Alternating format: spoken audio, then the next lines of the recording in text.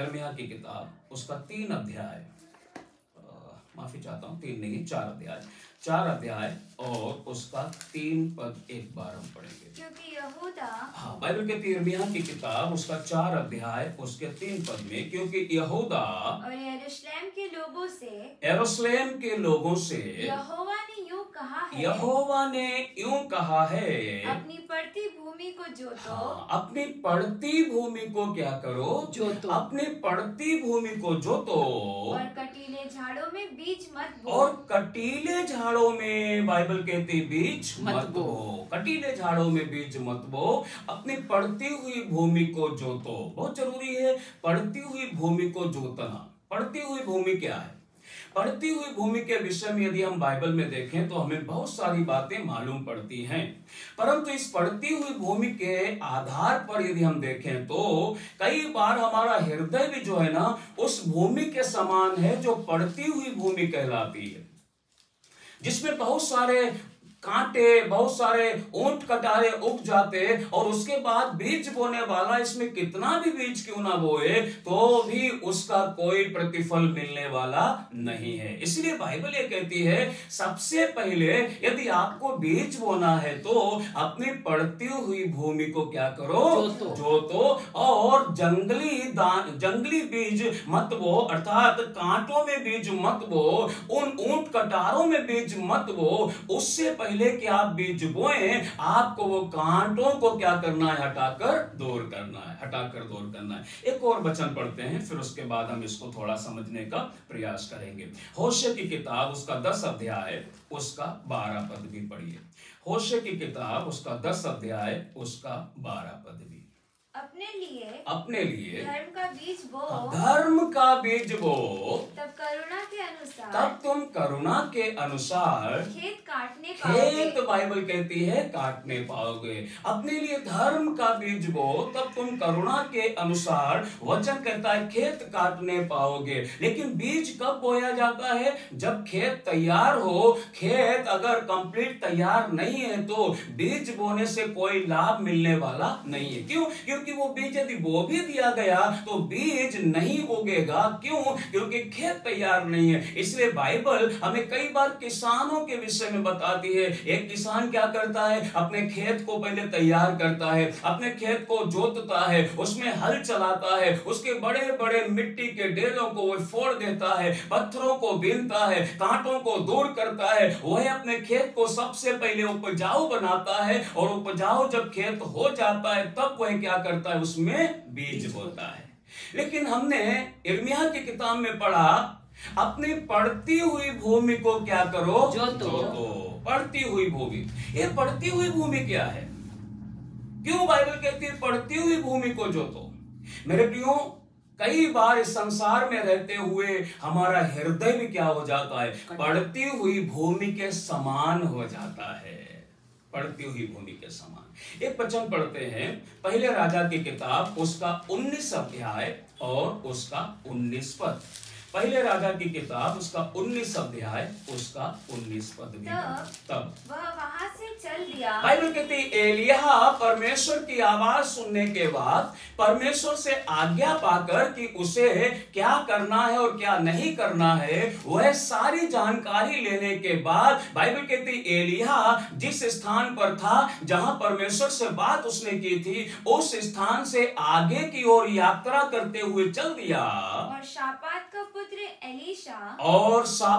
का पुत्र एलीशा उसे मिला। बाइबल कहती है एलिय्याह को मिला जो 12 जोड़ी बैल, जो बाइबल कहती है 12 जोड़ी बैल अपने आगे किए हुए स्वयं 12 जोड़ी के पीछे होकर हल जोत रहा वह अपने खेत को बाइबल कहती जोत रहा था। वह हल बाइबल कहती है चला रहा था। कितने जोड़ी बैल? 12 जोड़ी। 12 जोड़ी बोलेंगे तो कितने बैल हो गए?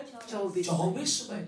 आखिर क्या वजह है कि 24 बैल लेकर एलीशा अपने खेत को जोत रहा है? 2 जोड़ी से काम नहीं चला, 1 जोड़ी से काम नहीं चला, 3 जोड़ी से काम नहीं चला, 12 जोड़ी बैल उसने एक साथ हल में लगा लिए और लगाने के बाद वह अपने खेत को जोत रहा है। यही है पड़ती भूमि। पड़ती भूमि, ये पड़ती हुई भूमि थी, जिसके कारण, पड़ी होने के कारण वो भूमि क्या हो गई थी मालूम है? कठोर हो गई थी। वो एक भूमि इतनी कठोर हो गई थी कि यदि 1 जोड़ी, 2 जोड़ी, 5 जोड़ी बैलों से भी जोती जाती तो भूमि नहीं जोती जा सकती थी। वो खेत पर हल नहीं चलाया जा सकता था। इसलिए शापात के पुत्र एलीशा ने क्या किया? 12 जोड़ी बैलों को लिया और 12 जोड़ी बैलों को लेकर उसने हल में लगाया और उसके बाद बाइबल कहती है उसने खेत को जोतना शुरू किया। क्योंकि एलीशा को मालूम है ये भूमि जो पड़ती हुई भूमि है, यदि इसमें ज्यादा बैल लगाकर इस खेत को ना जोता जाए तो बहुत थोड़े बैल इस खेत को जोत नहीं पाएंगे। क्योंकि इसको जोतने के लिए, इस खेत को तैयार करने के लिए बल की जरूरत है, ताकत की जरूरत है, इसलिए ज्यादा बैल चाहिए। इसलिए बाइबल कहती 12 जोड़ी बैल उसने लगा दिए। कई बार हमारा जो हृदय है वो उसी पड़ती हुई भूमि के समान है। आप देखो बहुत ज्यादा वचन डाला जाता है, आराधना स्तुति की जाती है, संगति की जाती है, लेकिन तो भी कई बार हमने देखा होगा हमारा हृदय कैसा रहता मालूम है? इस पड़ती हुई भूमि के समान कठोर का कठोर ही बना रहता है। इसका मतलब है हमें इस पर बड़े बल के साथ हल चलाना पड़ेगा, बहुत ज्यादा बैल लेकर इसको अर्थात कठोरता को, इस मजबूती मिट्टी को हमें तोड़ना पड़ेगा और उस तोड़ने के लिए हमें मेहनत करनी पड़ेगी। और यदि हम मेहनत ना करें तो ये जो कठोर और पत्थर के समान, चट्टान के समान हृदय है, इसमें कितना ही वचन डाला जाए कोई फल आने वाला नहीं है। इसलिए एलीशा को मालूम था, वह 12 जोड़ी बैलों को लेकर अपना हल चला रहा था। कई बार हम लोग प्रियो इस संसार में रहते समय अपने हृदयों को इतना कठोर कर लेते, जबकि बाइबल कहती है जब तुम खुदा का वचन सुनो अपने हृदयों, अपने मनों को क्या मत करो? कठोर मत करो। जब हम ज्यादा समय हो जाता ना मसीह में, जब हमें बहुत वर्ष गुजर जाता ना विश्वास में, उस समय धीमे धीमे हम कई बार कठोर हो जाते हैं, हम पत्थर समान हो जाते हैं। इसलिए बाइबल में परमेश्वर ने भी कहा मैं उनके अंदर से पत्थर का हृदय क्या करूंगा? निकाल दूंगा। मैं उन्हें मांस का हृदय दूंगा। मांस का हृदय होगा ना, मुलायम हृदय होगा ना, उसमें जब बीज बोया जाएगा वह बीज फलवंत होगा, उसके फल आएंगे। इसलिए परमेश्वर चाहता है हम अपनी पड़ती हुई भूमि को क्या करें? जोतने पाए। बाइबल कहती है अपनी पड़ती हुई भूमि को क्या करो? जोतो। जब तक इसको नहीं जोतेंगे फल नहीं आएगा, जब तक इसको नहीं जोतेंगे आशीष नहीं आएगी, जब तक इसको नहीं जोतेंगे हम शांति के साथ जीवन नहीं बिता सकते, जब तक इसको नहीं जोतेंगे हमारे अंदर मसीह का प्रेम नहीं आएगा। आज इसीलिए तो हम एक दूसरे से क्या नहीं कर पा रहे? प्रेम नहीं कर पा रहे। क्यों? क्योंकि हमारे हृदय पड़ती हुई भूमि के समान हो गए। परमेश्वर चाहता है पहले इसको क्या करो? जोतो। और जब इसको जोतो तब धर्म का क्या वो? बीज वो। तब धर्म का बीज वो, तब बाइबल कहती तुम करुणा के अनुसार कटनी काटने पाओगे। करुणा के अनुसार तुम कटनी काटने पाओगे। जब तक हम इसको जोतेंगे नहीं, उसके बाद हम बोएंगे नहीं, तब तक हम काटने भी नहीं पाएंगे। हम कई बार काटना चाहते हैं, हम हंसिया लेकर, हम दराती लेकर कई बार कटनी काटना चाहते हैं, लेकिन हमें मिलती नहीं। क्यों? क्योंकि हमने खेत नहीं जोता, हमने बीज नहीं बोया। बीज बोया भी तो बाइबल कहती बीज बोने वाला बीज बोने के लिए चला और कोई तो बीज मार्ग के किनारे गिरा, कोई पथरीली भूमि पर गिरा, कोई बाइबल कहती है जो उपजाऊ भूमि नहीं उस पर गिरा और कुछ उपजाऊ भूमि पर गिरा। बाइबल बतलाती है जो उपजाऊ भूमि पर गिरा वह बड़ा और फल लाया, बाकी का नहीं बड़ा। तो कई बार हमें देखना पड़ेगा हम बीज कहां पर बो रहे हैं। यदि उपजाऊ भूमि में है तो जरूर वह बढ़ेगा और फल भी लाएगा, परंतु यदि कठोर भूमि पर बोया गया, कांटों में बोया गया, या बोलना चाहिए ऊंट कटारों में बोया गया, तो फल आने वाला नहीं। इसलिए परमेश्वर कहता सबसे पहले पड़ती हुई भूमि को क्या करो? जोतो। एलीशा वही कर रहा था, वह पड़ती हुई भूमि को क्या कर रहा था? जोत रहा था। फिर आगे थोड़ा सा तब वह बैलों को छोड़कर और बाइबल कहती है जब एलिया उससे मिला, एलिया ने अपनी चादर एलीशा के ऊपर बाइबल कहती है डाल दी। क्यों? क्योंकि परमेश्वर ने कहा था अपने स्थान पर तो नबी होने के लिए शापात के पुत्र एलीशा का अभिषेक करना। और आप देखिए जब एलीशा के ऊपर एलिया ने अपनी चादर डाल दी, बाइबल कहती है उसने क्या किया, वह बैलों को छोड़कर हल को छोड़कर एलिया के पीछे पीछे चलने लगा। एलिया को बोलता है स्वामी थोड़ी देर रुक जा, मैं क्या करूं, अपने लोगों से मिल लूं और मिलने के बाद उनसे बोल दूं और बोलने के बाद मैं हमेशा के लिए तेरे पीछे हो लूंगा। आखिर इस चादर में ऐसा क्या है, आखिर इस चादर के अंदर कौन सी सामर्थ्य है जो एलीशा अपने 12 जोड़ी बैलों को छोड़कर, हल को छोड़कर, खेत को छोड़कर, सब कुछ छोड़कर एलिया के पीछे पीछे चलने लगा। एलीशा को मालूम पड़ गया ये सामर्थ्य साधारण सामर्थ्य नहीं है, ये सामर्थ्य परमेश्वर की सामर्थ्य है। और उसके बाद बाइबल कहती है उसने हल भी छोड़ दिया, खेत भी छोड़ दिया, बैल भी छोड़ दिया, सब कुछ छोड़कर किसके पीछे चला गया, एलिया के पीछे चला गया।